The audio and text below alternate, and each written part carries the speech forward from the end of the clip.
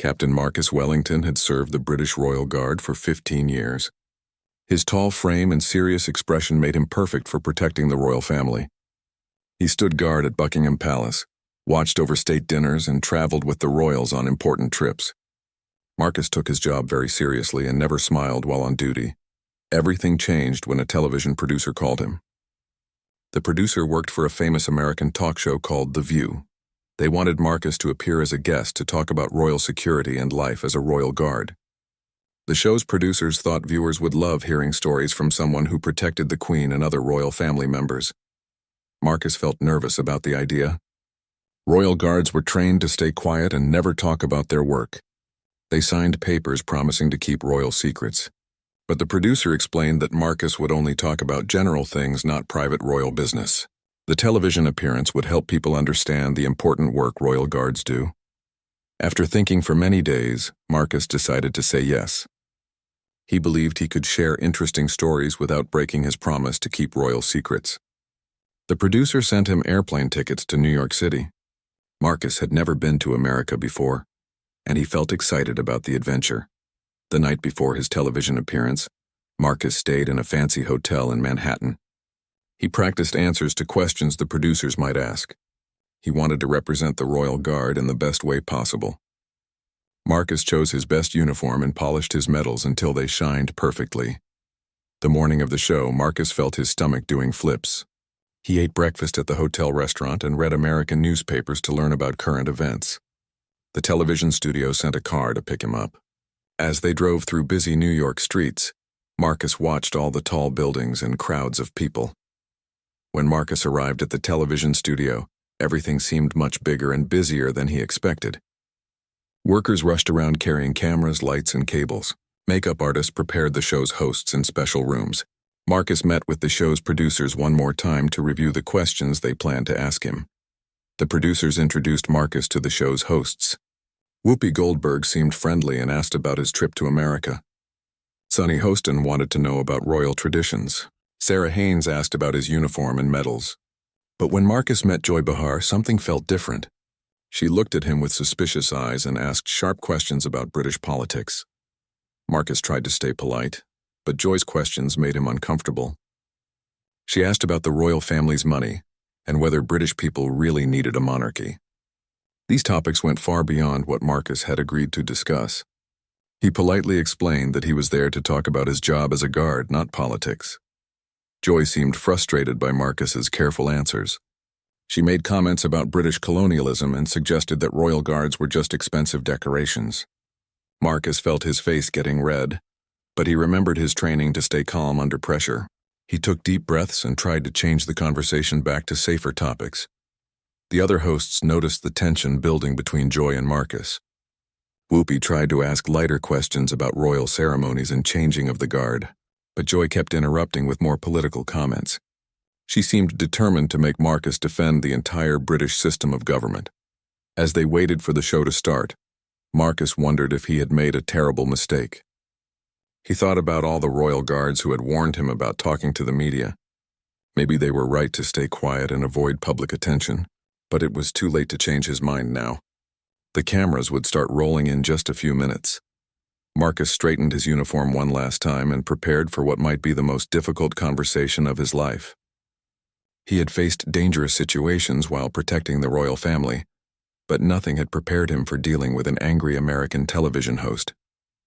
The red recording light was about to turn on, and Marcus knew his reputation and career might depend on how well he handled the next hour. The studio audience filled their seats, chattering excitedly about meeting a real British royal guard. They had no idea they were about to witness one of the most dramatic moments in the show's history. Marcus took his position on the guest couch, trying to look confident even though his heart was beating fast. The countdown to airtime had begun and there was no turning back now. The bright studio lights turned on and the theme music started playing. Marcus felt sweat forming under his heavy Royal Guard uniform as the cameras began rolling. Whoopi Goldberg smiled at the audience and introduced the show like she did every day. The crowd clapped and cheered when she mentioned they had a special guest from England. Marcus waved politely when Whoopi introduced him as Captain Marcus Wellington from the British Royal Guard. The audience seemed excited to meet someone who actually worked for the Queen. Some people in the crowd took pictures with their phones, and Marcus tried to smile even though he felt nervous. Whoopi started with easy questions that Marcus had practiced. She asked how long he had worked for the royal family and what his typical day looked like. Marcus explained that he woke up very early every morning and spent hours preparing his uniform. He talked about standing guard at important events and protecting royal family members during public appearances. The audience listened carefully as Marcus described royal ceremonies and traditions. He told them about the famous changing of the guard at Buckingham Palace. Many American tourists came to London just to watch this ceremony, and Marcus felt proud to be part of something so special. The other hosts asked friendly questions about royal weddings and state dinners. Sarah Haynes wanted to know about Marcus's training to become a royal guard.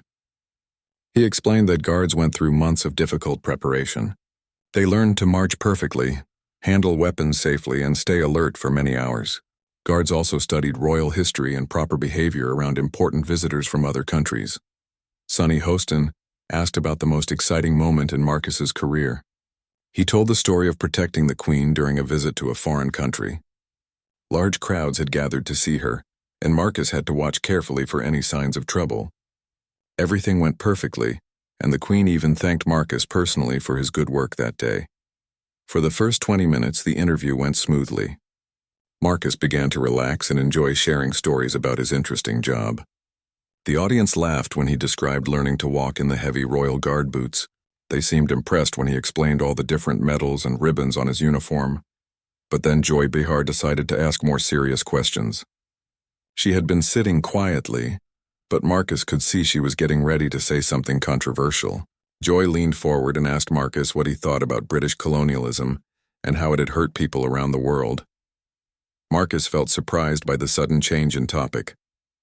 He had come to talk about his job, not discuss complicated political history. He politely explained that he was a soldier, not a historian or politician. Marcus said his job was to protect people, not to debate government policies from long ago. Joy seemed unsatisfied with this answer. She pressed harder, asking whether Marcus felt guilty about representing a system that had oppressed people in other countries. She mentioned specific examples of British actions in Ireland, India, and Africa. The studio audience grew quiet as they sensed the conversation becoming more serious. Marcus tried to stay calm and professional. He explained that modern royal guards focused on current duties, not historical events. He said the royal family worked hard to build positive relationships with countries around the world. Marcus mentioned royal visits to former colonies where crowds welcomed the Queen warmly. But Joy continued asking tough questions. She wanted to know why British taxpayers should pay for an expensive royal family when many people struggled with poverty. She asked whether Marcus thought democracy was better than monarchy.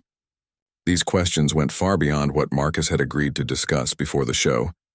The other hosts looked uncomfortable as Joy kept pushing. Whoopi tried to redirect the conversation back to lighter topics, but Joy ignored her suggestions. Sarah and Sonny exchanged worried glances as they watched the interview become more confrontational. The audience sensed the growing tension and stopped laughing at the host's comments. Marcus felt his patience beginning to wear thin. He had come to America as a goodwill ambassador, hoping to share interesting stories about royal traditions. Instead, he found himself defending his entire country and way of life on national television. His training taught him to stay respectful, but Joy's attacks felt increasingly personal. Joy then made a comment that crossed a line. She suggested that royal guards were just overpaid parade decorations who contributed nothing valuable to society. She said Americans had fought a war to get rid of kings and queens, and she couldn't understand why British people still wanted them. Marcus felt his face turning red with anger. For 15 years, he had risked his life protecting people he cared about. He had worked long hours in difficult conditions and missed family holidays to serve his country. Joy's dismissive comments felt like an insult to every guard who had ever worn the uniform. The tension in the studio was now impossible to ignore.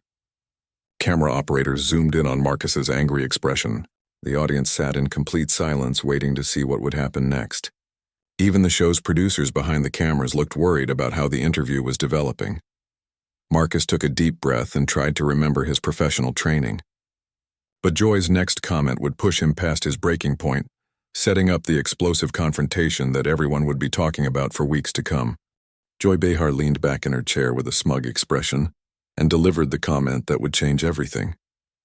She looked directly at Marcus and said, "I suppose it must be nice getting paid to play dress-up while real soldiers do actual dangerous work around the world.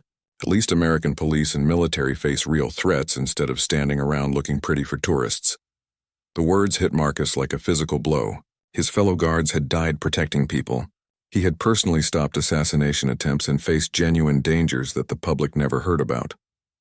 Joy's comment suggested that everything he and his colleagues did was fake and meaningless. Marcus felt 15 years of disciplined self-control cracking under the pressure. His hands clenched into fists as he struggled to maintain his composure. The other hosts noticed his dramatic change in body language. Whoopi quickly tried to interrupt, but Marcus was already speaking.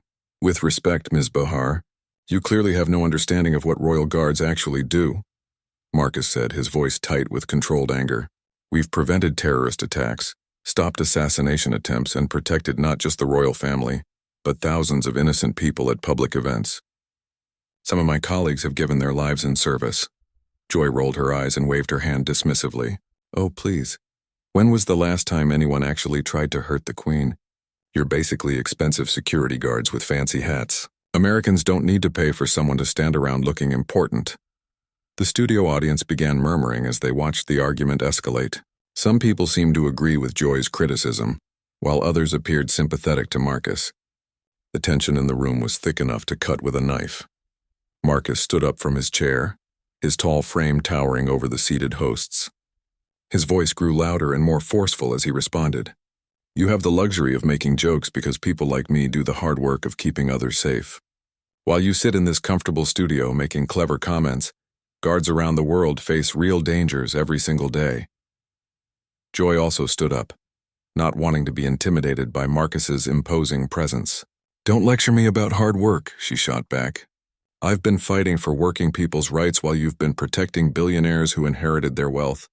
The royal family lives in palaces while regular British people struggle to pay their bills. The royal family works incredibly hard and contributes enormously to British society," Marcus replied, his accent becoming thicker as his emotions intensified. "They support hundreds of charities, promote British businesses around the world, and bring millions of tourists to our country. Your ignorance about their actual contributions is astounding." Whoopi and the other host tried desperately to regain control of the situation. "Let's all take a breath here," Whoopi said, but neither Marcus nor Joy was listening anymore. They were locked in a battle of wills that had spiraled far beyond the original interview topic. Joy stepped closer to Marcus, pointing her finger at his chest. "Your precious royals are relics from a time when people believed some families were better than others, just because of their bloodline. It's 2024, not 1624. Wake up and join the modern world." Marcus's military training kicked in as he felt threatened by Joy's aggressive posture. "Step back," he warned in a voice that had commanded respect from soldiers around the world. "You may not respect what I represent, but you will show basic courtesy during this conversation." The studio audience was now completely silent, watching in shock as the interview descended into a full confrontation.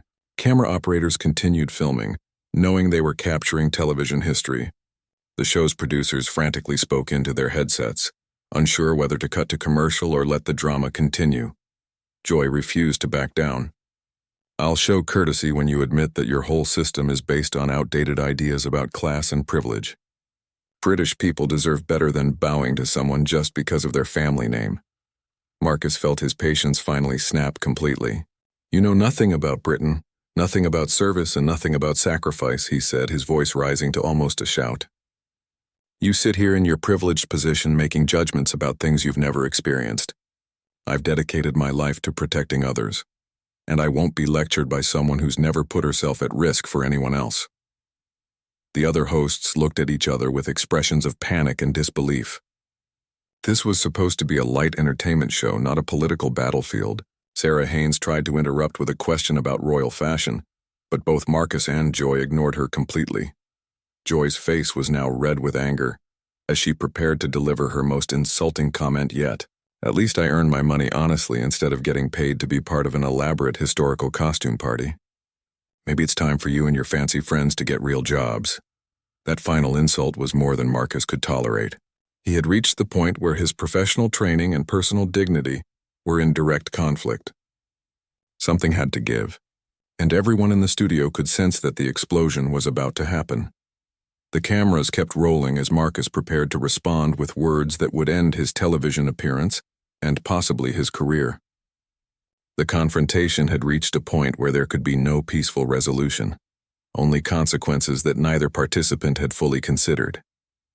Marcus Wellington had reached his absolute limit.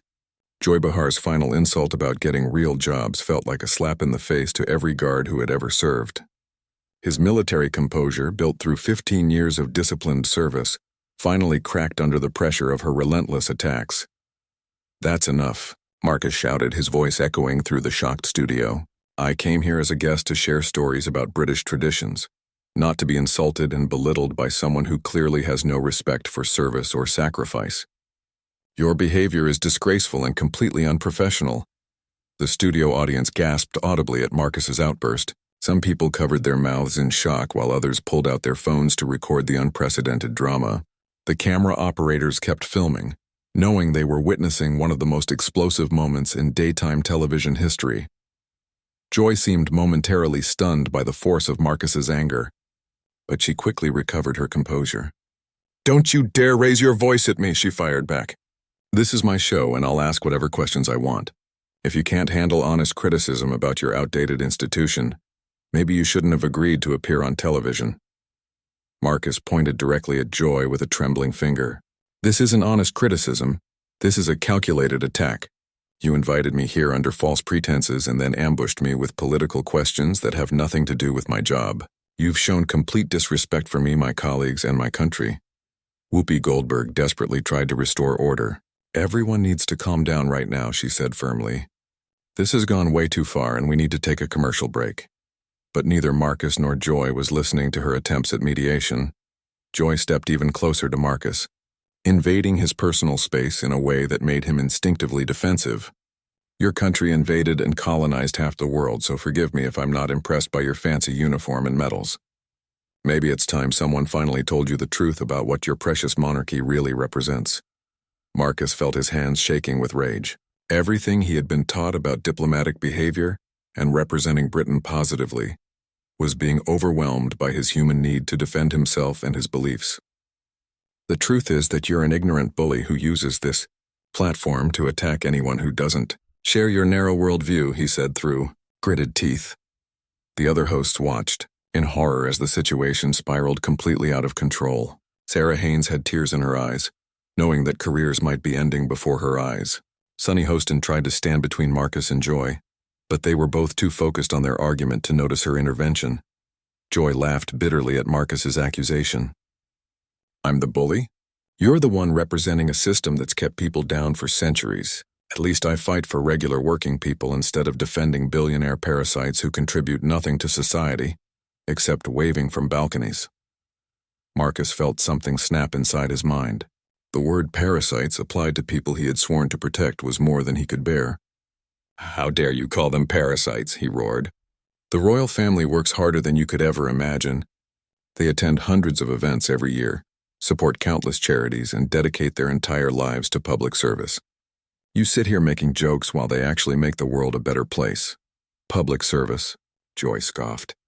"They live in palaces and travel in private jets while British people can't afford to heat their homes. That's not service, that's theft from the taxpayers who fund their luxury lifestyle." Marcus took a step toward Joy that made the studio security guards tense up. "You have no idea what you're talking about," he said, his voice dropping to a dangerous whisper. "I've seen the Queen work 18-hour days at age 90. I've watched Prince William spend his own money to help homeless people. I've been there when Princess Anne visited hospitals at midnight to comfort sick children. Your ignorance is matched only by your cruelty." Joy refused to back down despite Marcus's intimidating presence. "Those are just publicity stunts designed to justify their existence. If they really cared about helping people, they'd give up their titles and donate their wealth to charity instead of hoarding it in offshore accounts." The accusation about offshore accounts was completely false, and Marcus knew it. He had seen the royal family's financial records and understood how carefully they managed public money. Joy's willingness to spread lies on national television pushed him past any remaining self-control. "You're not just ignorant, you're a liar," Marcus said, his voice filled with contempt. "Everything you've said about the royal family is false and you know it. You're deliberately spreading misinformation to advance your own political agenda, regardless of the damage it does to innocent people." The studio had fallen completely silent except for Marcus and Joy's increasingly heated exchange. The show's producers frantically gestured to cut to commercial, but the director was torn between stopping the disaster and letting it continue for the dramatic television it was creating. Joy's face was now purple with rage. "Don't you call me a liar, you pompous tin soldier. At least I have the courage to speak truth to power, instead of bowing and scraping to people who think they're better than everyone else because of their bloodline." Marcus knew that his next words would determine whether he could salvage anything from this disaster, or whether his television appearance would end his career. The entire studio waited to see whether he would find a way to de-escalate the situation or whether the confrontation would reach an even more explosive climax. The cameras continued rolling as Marcus prepared to make a decision that would affect the rest of his life. The breaking point had been reached, and there was no going back to the polite interview that had started just 30 minutes earlier. Marcus Wellington stood in the middle of the television studio, surrounded by cameras and shocked faces, knowing that his next decision would define the rest of his life. Joy Behar glared at him with undisguised hostility, waiting for his response to her latest insult. The entire studio held its breath as Marcus wrestled with 15 years of military discipline, fighting against his human desire to defend his honor. For a moment that felt like an eternity, Marcus said nothing. He looked around the studio at the panicked faces of the other hosts, the wide-eyed expressions of the audience members, and the camera operators who continued filming despite the chaos. He realized that millions of people across America were watching him lose control on live television. Then Marcus did something that surprised everyone, including himself. Instead of shouting back at Joy or escalating the confrontation further, he slowly straightened his uniform jacket and adjusted his medals. His face transformed from angry red back to the composed expression he wore while on duty at Buckingham Palace. "Ms. Behar," Marcus said in a voice that was quiet but carried clearly through the silent studio, "I came to your country as a representative of Britain, hoping to share stories about traditions that my people value. Instead, I've been subjected to personal attacks, political accusations, and deliberate misinformation about people I've sworn to protect." Joy opened her mouth to interrupt, but Marcus raised his hand in a gesture that commanded silence. His military bearing had returned, and even Joy seemed momentarily intimidated by his sudden transformation back into a composed professional. "I will not stand here and allow you to continue spreading lies about the royal family or insulting the service of British Guards," Marcus continued. "Your behavior today has been disgraceful, unprofessional, and completely inappropriate for someone in your position. You've shown your viewers exactly what kind of person you really are." The studio audience murmured among themselves as they watched Marcus deliver his controlled but devastating critique. Some people nodded in agreement with his words, while others seemed unsure about who was right in the argument. The tension remained thick, but Marcus's calm delivery had changed the entire dynamic of the confrontation. Whoopi Goldberg tried once more to restore order. "Marcus, Joy, let's all just take a step back here and remember we're on live television," she said diplomatically. "Maybe we can find some common ground and finish this interview on a more positive note." But Marcus shook his head firmly. "I'm afraid that's impossible, Ms. Goldberg. I cannot continue to participate in a discussion where the host repeatedly lies about people I respect and insults the service of dedicated professionals. This conversation has gone far beyond what I agreed to when I accepted your invitation." Joy finally found her voice again. "So you're just going to run away when someone challenges your precious royals? Typical behavior from someone who's used to everyone bowing and agreeing with everything you say." Marcus turned to look directly at Joy with an expression of complete disdain. "I'm not running away, Ms. Behar. I'm making a conscious choice not to waste any more time trying to have a rational conversation with someone who has already decided to be hostile and dishonest. You've shown your true character today, and it's not impressive." With that, Marcus began removing his microphone and earpiece. The small technical crew rushed forward to help him, but he waved them away and handled the equipment himself. His movements were deliberate and controlled, showing that his decision to leave was calculated rather than emotional.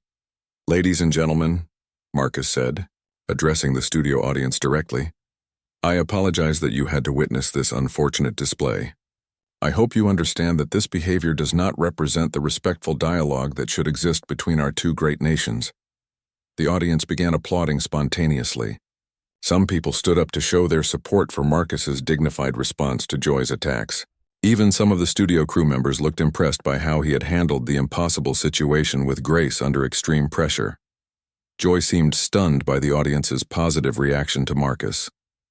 She had expected them to support her criticism of the monarchy, but instead they were applauding the man she had been attacking. Her face showed confusion and anger as she realized that her aggressive tactics had backfired spectacularly.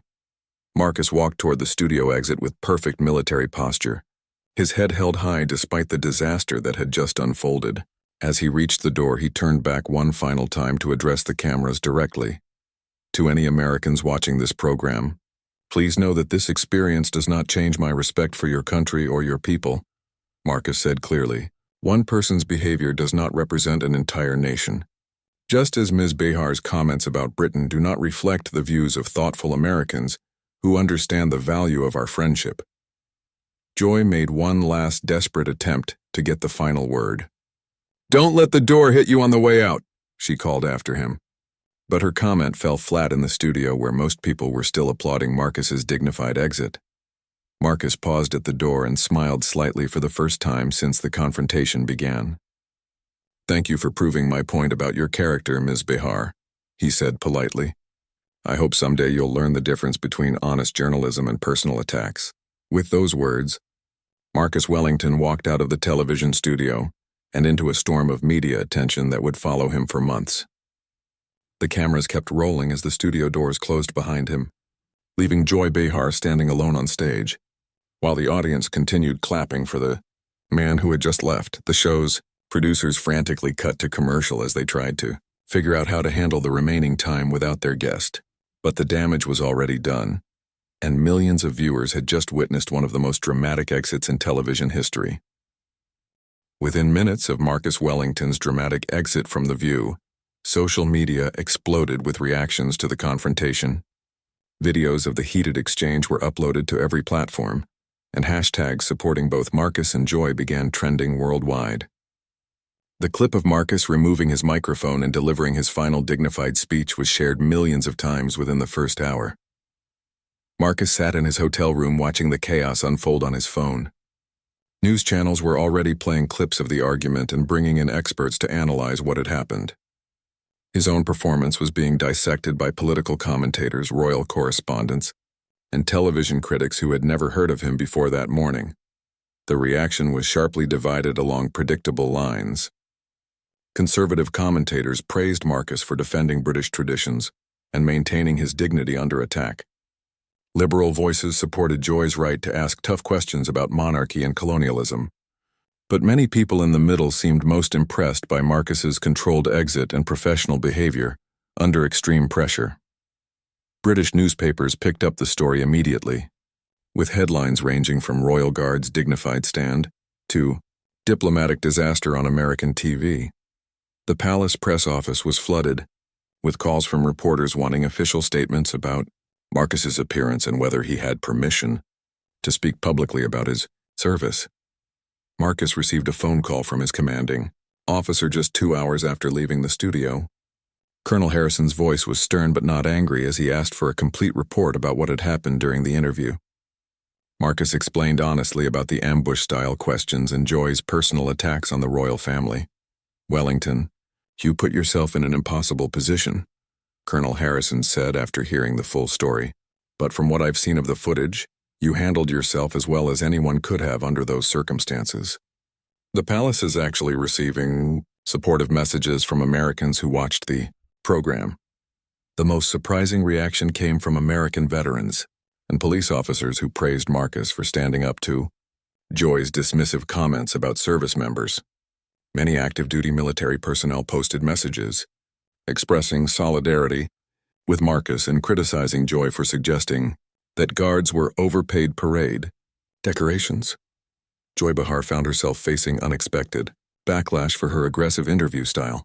While her regular supporters defended her tough questioning, many viewers felt she had crossed professional lines by making personal attacks and spreading false information. The show's ratings spiked due to the controversy, but not all publicity was positive. Television critics wrote lengthy analyses of the confrontation, with many focusing on the clash between American informal interview styles and British formal protocol. Some suggested that the conflict revealed deeper cultural differences about respect for tradition and authority between the two countries. Marcus received hundreds of interview requests from news programs, talk shows, and podcasts wanting to hear his side of the story. Publishers offered book deals for him to write about his experiences as a royal guard. Hollywood agents called with offers to help him develop a television career based on his newfound fame. But Marcus declined almost every opportunity for additional media appearances. He had learned a painful lesson about the risks of public exposure and decided to return to his preference for staying out of the spotlight. He gave one brief statement to British media explaining his side of events and then refused all further comment. The royal family's response was carefully measured and diplomatic.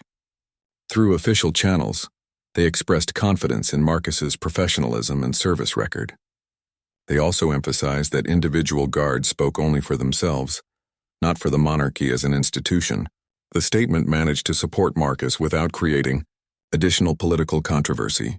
American diplomatic officials quietly reached out to British counterparts to smooth over any potential damage to relations between the countries. Both governments agreed that one television interview should not affect the strong alliance between Britain and America. They emphasized that the confrontation represented a clash of personalities, not national policies. 6 months later, Marcus was quietly promoted to a new position with increased responsibilities and higher pay. His superiors recognized that his dignified handling of an impossible situation had actually enhanced the reputation of the Royal Guard service. The promotion came with assignment to less public duties, acknowledging his preference for staying away from media attention. Joy Behar continued hosting The View, but she faced ongoing criticism from viewers who felt her treatment of Marcus had been unfair and unprofessional. The show's producers implemented new guidelines for handling controversial guests to avoid similar confrontations in the future. Marcus returned to his duties protecting the royal family with a deeper appreciation for the quiet dignity of his normal work. He realized that his brief taste of fame had only confirmed his belief that real service happened away from cameras and publicity. The young guards under his command often asked about his television appearance, but Marcus always redirected their attention to their duties. The confrontation became a case study in media training courses about how cultural misunderstandings can escalate into public relations disasters. Both journalism schools and diplomatic academies used footage of the interview to teach students about the importance of preparation, respect, and professional behavior in high-stakes situations. Years later, Marcus occasionally received messages from Americans who had seen the original broadcast and wanted to thank him for his service and dignity. He always responded politely but briefly, maintaining his preference for privacy. The dramatic exit that had made him temporarily famous became just one day in a long career, dedicated to quiet, professional service.